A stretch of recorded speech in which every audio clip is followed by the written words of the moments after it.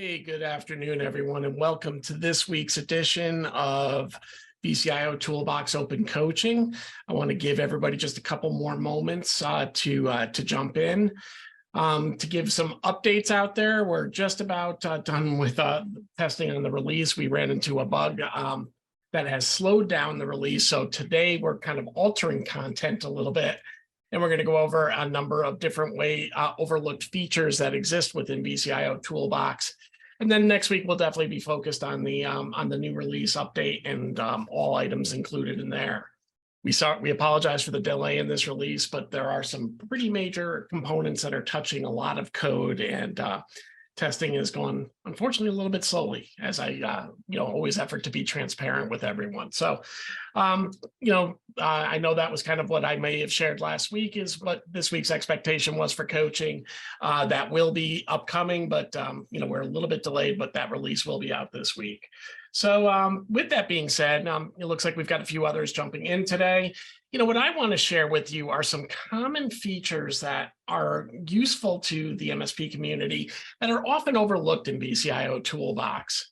As we all know, VCIO Toolbox is a relatively expanded platform. There's a lot of hidden gems inside the platform that go beyond the traditional QBRs.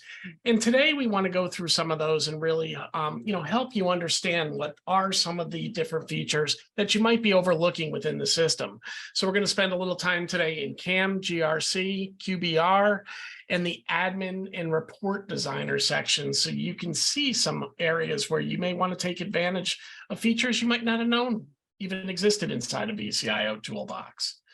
So with that being said, I got to log out of here for a moment. And I'm going to jump into my demo environment.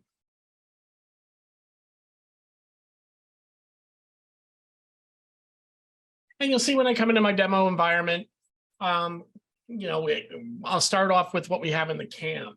So one feature that came in our last release that a lot of people haven't understood, because as I've been doing my quarterly business reviews with some of my clients, a few of them have shared with me, hey, didn't know that existed here. And actually, guys, I'm going to be sure that I am sharing my screen. Good. Sorry, I couldn't see that I was sharing my screen. And I also want to open up chat. So if anybody has any questions as we go through these reviews, we can do that. So bear with me.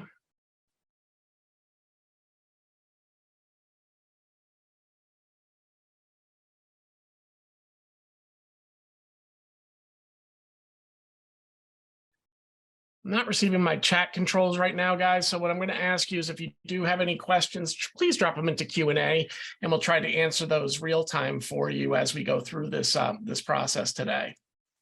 So I'm going to start with the first one of the shortcuts that we had. We added in global reporting a global scorecard last review.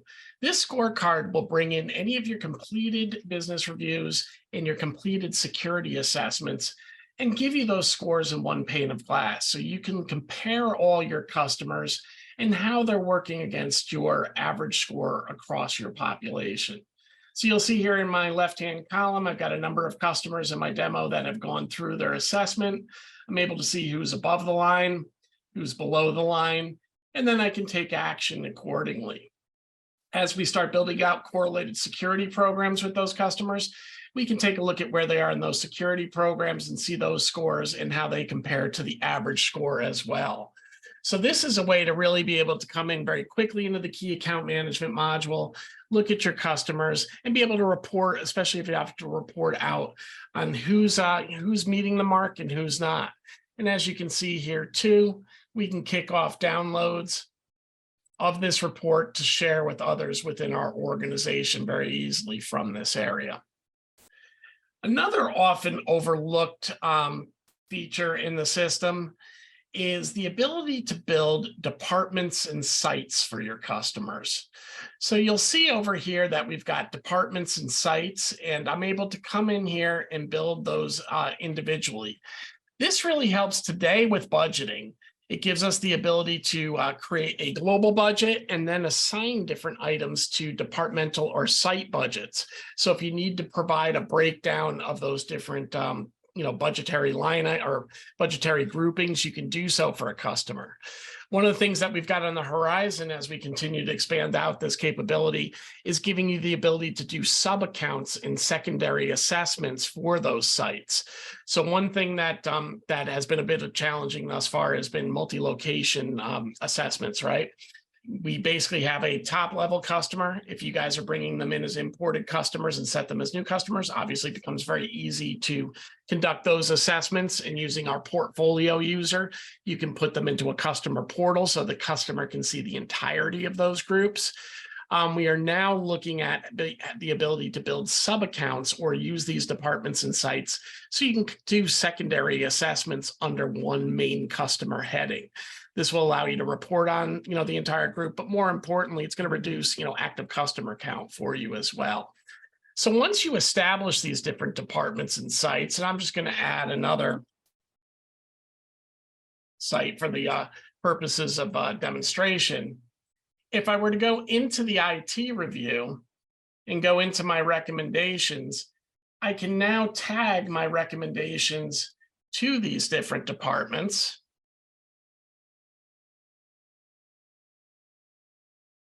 And I'm just going to attach 3 for demo purposes.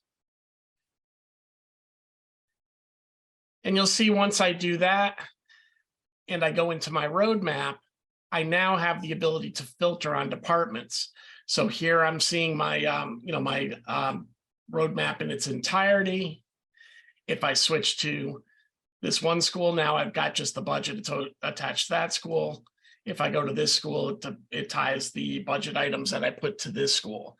And again, I don't have pricing in here, but you get the gist of it. This really allows you to kind of segment out those areas.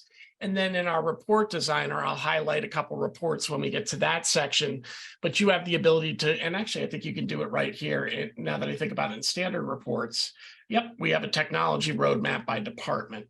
So now you can come in here and actually produce, in addition to your standard report, your breakdown by different departments or sites as well. So really helpful if you've got a customer like a state and local government, or you've got a property manager that might have a number of different properties that are being assessed. Think hotels as an example, in really being able to go in and kind of build a build a scope or build a budget and then be able to break that down. The final thing I want to show you over in CAM before we move into QBR today is the Account Rater tool. As many of you know, we provide you this account rater so you can engage your sales teams and really try to identify, where your customers sit situated in kind of an overall stacked ranking format. Most of us know our good customers and have a good sense of our noisy ones, but this will hopefully open you up into seeing where folks might be that can be risen higher in your stack. Folks that embrace IT, have good growth potential, let's say, and are good and adhere to your standards. These might be people when you have new products or services you're introducing to the marketplace that you should have conversations with first. Might have shorter sales cycles than some of your bigger clients, might be able to transition some of those folks in and make them references as well. Now, historically, we had the 9 headings here from revenues to referrals, and they were pretty locked in. You were able to change your legend down here where you could change what your rankings were for optim, neutral, and negative. But customers had shared with us that they wanted to go beyond that. So one thing you'll notice here in my sample, I've got a new heading here. And this is just representing you can now add new columns. This report can support up to 12 different controls to be managed. And when you come into that area, you'll see those new controls. If they're listed as none, they won't show up on the calendar, or excuse me, on the report. But notice a couple other changes that we've put in here. We now allow you to freeform and develop your own criteria. So if you don't like all 9 of the criteria I have and you want to remove something, or you have your own criteria, maybe you've been following the pumpkin principle by Mike Michalowicz, and you want to bring in some of the ratings that you're utilizing there, this gives you total flexibility now to kind of note your rating system, or build out your rating categories, I should say, and develop your rating system for your account rater.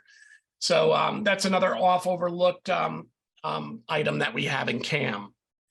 I'm going to go over to QBR now, and I'm going to share a couple things that I just see people repeatedly do from a user experience level when I'm working with them in ramp camps, or we're meeting with them in kind of one-off meetings, and they've been a subscriber for a while. We have shortcuts to help you get to your customers quicker. The first one is, once you create a meeting for your customer, this 30-day open roadmap. And for those of you that don't know what this section is, this is an open meeting roadmap. When you schedule in our calendar in advance, anything that gets within 30 days of its due date will come into the default column.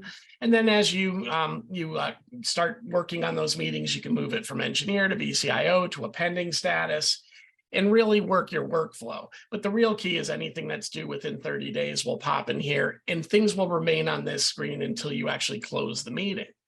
And from this page, you can hop directly into those customers and start their IT reviews and work on those meetings very quickly.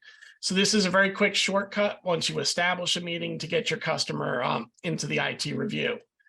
Another thing I see is customers, we all traditionally work kind of in a left to right format, right?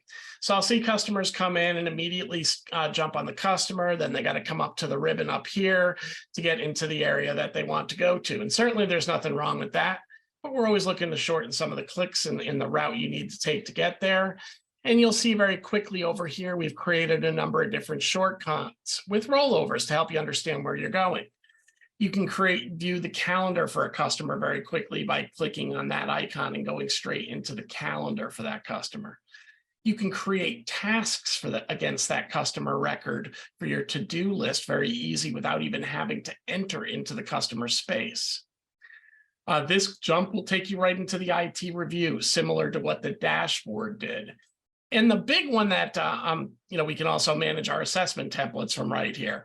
But the big one that a lot of folks overlook is this is where you can launch your surveys for your customer as well.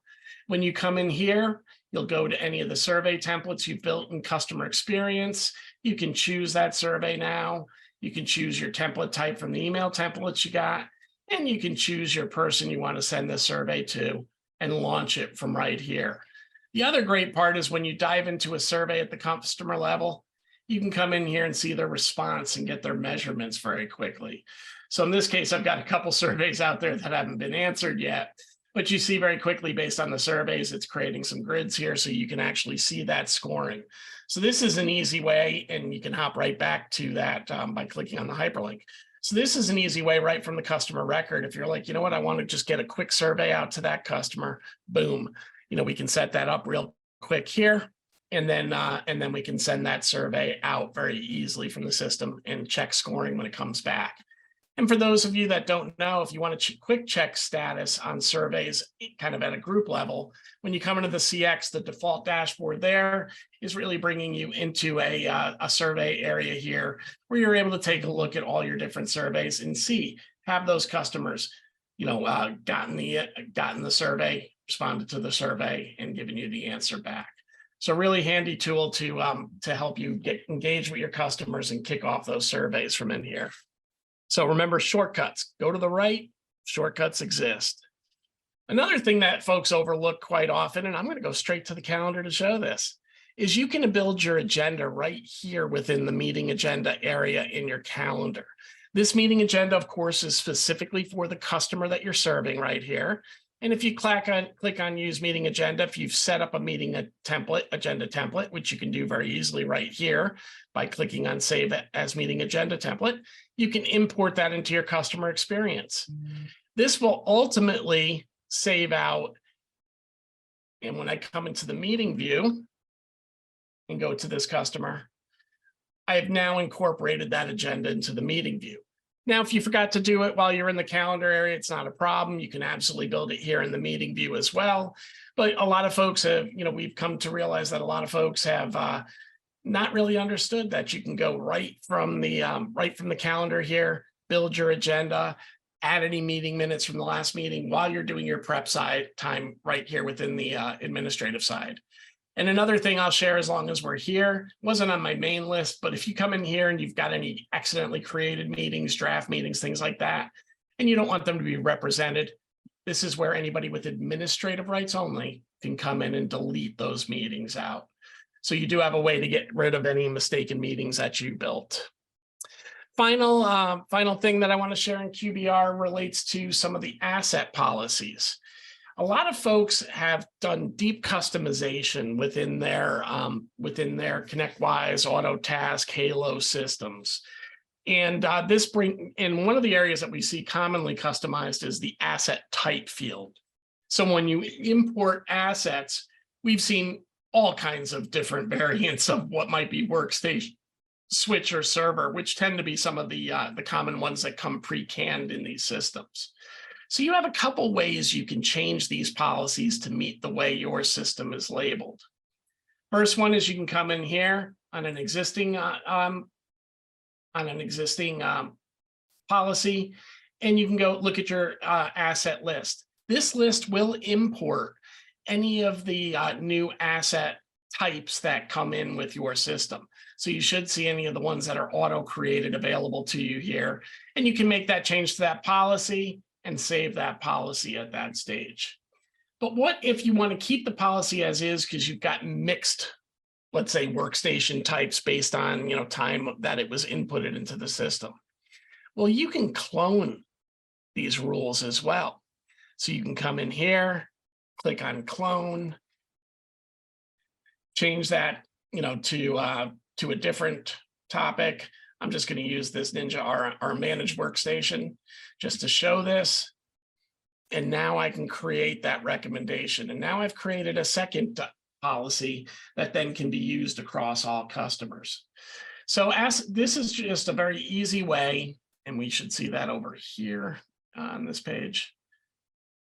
Interesting. No, there we go. And you'll see now there's my managed workstation. You can see it's the one I created today because it has created on date. So this allows you to create similar, a different type, asset type, if you require 2 or 3 asset entries. I know some of the RMM tools will bring things in, Dell desktop, HP desktop, things like that, that might require you to have policies of different brand types in here, and this will allow you to do it very easily. So that's how we do some cloning within the system. I'm now going to jump over to GRC and show you 3 things that a lot of folks miss over here. First thing, templates. While we're responsible for the publishing on templates here, and you'll see that the ones that we provide to you, you can't delete, you can't make any changes to, except some. And that's kind of where the misnomer is. You can actually make changes to your templates. You're not able to reorganize them and drag and drop them as you can in QBR. You're not able to impact different things like the question itself and the why we ask.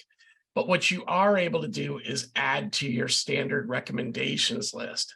So if you do want to create some of those suggested recommendations you see when you go through the assessment beyond what we provide to you, you can absolutely do that here and make additional recommendations. So you've got those common choices ready for you to single click into your report when you're conducting an assessment. Another new add in our system, and this one might not be overlooked yet, but a lot of people have maybe not realized it's there yet. And that is you have the ability to build how-to items now. So these how-to items will manifest themselves as life preservers that you can jump into in a review. So let's just, say I put in how to find this. If you already have standard operating procedures that you might have in an IT Glue or Hoodoo or something like that, you can link to those procedures here and make them available right within the system. If you have videos that show you how to get this information, you can add that there as well. But we certainly see a lot of customers just putting in kind of a how-to instruction here. And quick update, in our next release, this will have a WYSIWYG editor in here versus the text editor that you have today. When I click on that, if I were now go to a customer here in GRC and launch that CAN CISO assessment, so I'm going to add that to their programs.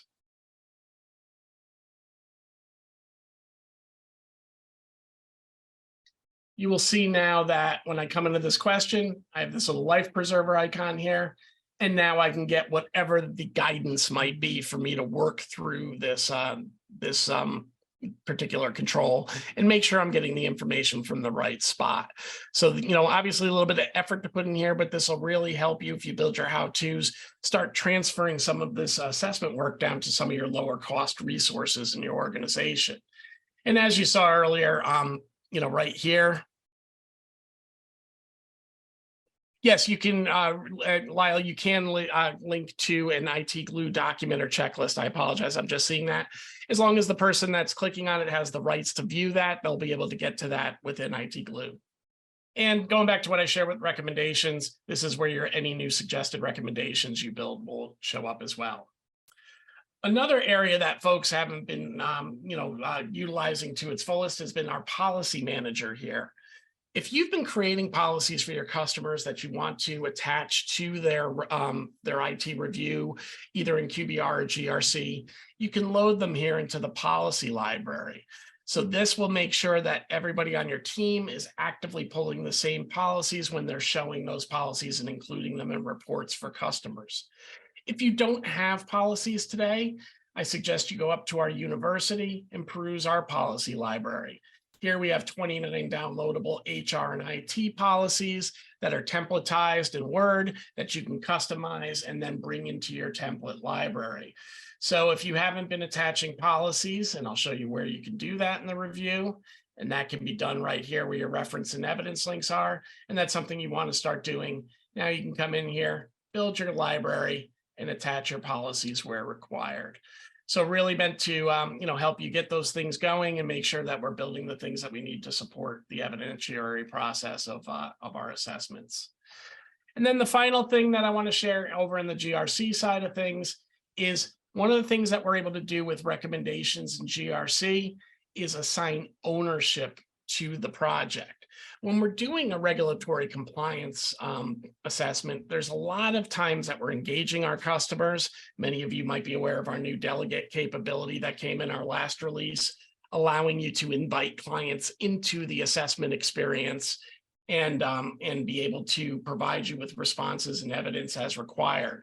But also, when you're done with these reviews, it's not uncommon that you're pushing back some of the work that goes into your plan of action and milestones, your POAM, back to the customer. So when you're building out your reviews here, one of the things you're able to do now is assign resources to these projects. These can be either your customer contacts, as you see here, your own folks. You can even put third parties into managers into this. So if I wanted to invite Bruce McKay into this, I can then assign him as that owner, and he will now be part of this report. And you'll see here that when we go into reports and I go to the security and compliance overview, when I go to the bottom of this report, and I'm just going to scroll down quickly and get to my POAM, I'm now able to see my plan of action for my customer. I'm able to represent costs. If you're working with an internal group, that costs can be converted into hours, labor hours for internal teams. If you're using our report designer, we'll show our start date and end dates, current state, and who the owner is. Shows up here as well. So really helps us when we're showing this to auditors, helping them in understanding who are the players that own each one of these requirements and what does that mean to to the assessment process as a whole. So those are three things that are often overlooked in GRC. To recap, building new recommendations against our standard templates. Obviously, you all know that you can build custom templates as well, and you can do that freeform. Second thing is building how-tos. Third is using the policy manager, and 4 is recommendation ownership. Now I'm going to switch over to the admin area and show you some other tools that could be helpful to you, but are often overlooked. First thing is you've got complete control of branding in our system. Besides putting all your logos up, you can absolutely change your report colors even in standard reports so they match your brand. So if you haven't done that, I always suggest that. 2, we recently released the ability to put predefined responses in for our notes fields as we conduct our assessments. So as many of you know, that the notes have a dynamic learning property to them, whereas you create notes within your reviews, Those notes can be retained by the system at the template level, not the customer level, and potentially be repurposed for you across other customers. This allows you to build kind of a standard language library for filling out those notes. And after 3 or 4 assessments, you should have a pretty good standardized list of what you need in common use cases. But there are certain comments that are going to be used over and over across all questions as well. So predefined responses now gives you the ability to build up to 5 predefined responses that you can utilize in your customer meetings. You'll see that you've got a tag so you can brand it with your company name where applicable. And you'll see here that when I come into the review and I go into my previous entry box, those 2 entries live here. This being my engineer one, I've got one of my previous entries that I can use as a dropdown. But when I come over here to my VCIO, I only see the entries that were created here. And that includes the predefined entries as well. So this is just, again, another shortcut. If you want to predefine things like meets best practices, doesn't meet best practices, it makes it very easy to do that within the predefined area. The final thing I want to show in settings that's often overlooked is you can control your visual settings on your emails as well. If you want to brand the emails that go out of the system so they look more like the look and feel of your brand, you absolutely have that capability here. You can add footer HTML, header HTML if you so choose, and really make this an interactive process and make sure that your brand is being represented the way you want to today. The final thing I want to show you here in the admin section is the image loader. Now you may say, why do I care about the image loader? Well, the image loader gives you the ability to take different images that you might want to include in your reports in the report designer and make them available for attachment there. So you'll notice, as an example, I've taken one of the infographics we supply. And if folks haven't seen that, up here in our report designer, our university, we have a number of these images, a starter set of images that you can download with some, infographic type material that you can bring into your reporting. But when I come down here into the admin section, I can upload these images into my library, and then I can use them when I'm in the report designer. So what I'm going to do is upload a image that I want to use in a few moments as well, and put this into my report or into my image bucket so it's available for me in my report designer. And I'm going to put my tag in here, which is just footer image for this case. And you can put a description as well here if you choose. Once I do that, I can upload this document into my image loader. I can preview it here. I can download it. If you want to build an approval process into it, you can do so as well. And any comments that you want to add for your customer. If you want to see everything in a grid format, you'll notice you can bring everything in a grid format and really inspect all your different design elements in here as well. And this will be a good segue into our report designer and a couple features that are overlooked here quite often. When I come into a report designer, and I'm going to just build a new report here. And in this report, I'm going to add page sections.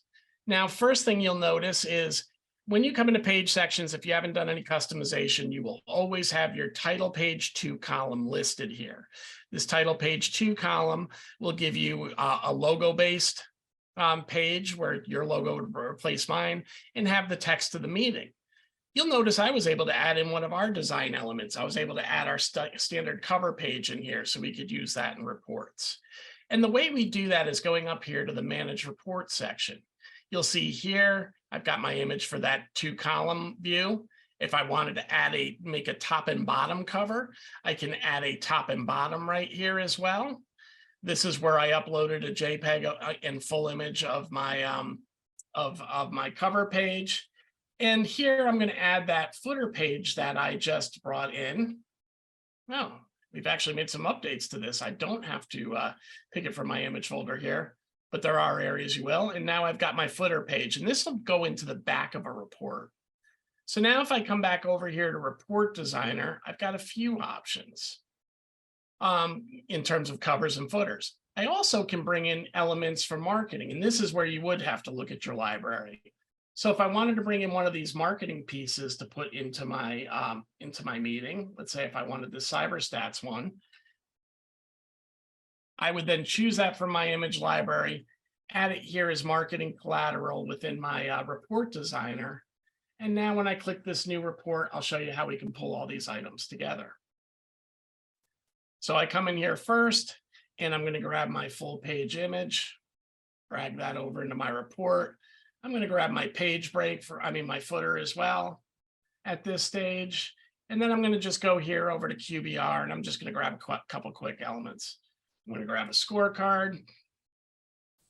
And just so we have a scorecard in our report. And I'm going to grab that CyberStats infographic that I imported into the system as well.